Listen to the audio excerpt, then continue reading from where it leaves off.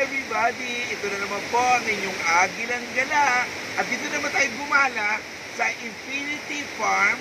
Dito po yung matatagpuan sa Baco, dito sa Puerto Galera, Mindoro Oriental. At ito po nakikita ninyo ay hagdan-hagdan na mga falls. Ayan na.